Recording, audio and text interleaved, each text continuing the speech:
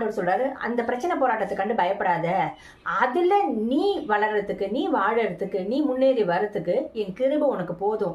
அந்த பலகீனத்துல உங்க சரீரத்துல ஒரு பலகீனம் இருக்கலாம், இது போகவே மாட்டேங்குது, எத்தனை வாட்டி நான் மெடிசன் போய் எடுக்கிறது, எத்தனை டாக்டர் பாக்குறது, என்னால முடியலங்கச்சு.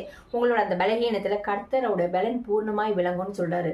நீங்க ஆண்டவரை நோக்கி, ஆண்டவரே உங்க கிருபை இருக்கிறதுக்காக நன்றி, என் பலகீனத்துல உங்க பலன் பூர்ணமாய் விளங்குவதற்காக நன்றின்னு சொல்லுங்க.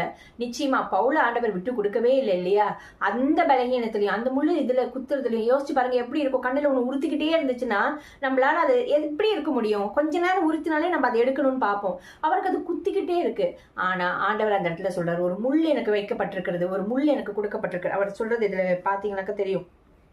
ஒரு முள் எனக்கு கொடுத்துருக்கப்பட்டிருக்கு. அந்த முள் எதுவா வேணாலும் இருக்கலாம். ஒருவேளை பவுலுக்கு மேட்டமா வந்துடலாம், அதனால கூட அந்த முள் கொடுக்கப்பட்டிருக்கலாம். என் கிருபை உனக்கு போதும், என் பலகீனத்துல என் பலன் பூர்ணமாய் விளங்கும்னு ஆண்டவர் சொல்றார்.